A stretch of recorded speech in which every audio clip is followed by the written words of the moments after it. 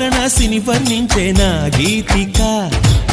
నాటి శ్రీనాథుని కవితే వినిపించగా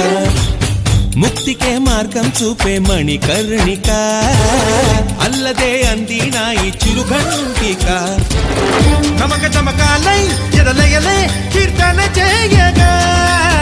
యమక గమకాలై పదగదులే నర్తన చేయగా ప్రతి అడుగు ధరిస్తోంది ప్రదక్షిణగా విలాసంగ శివానంద లహరి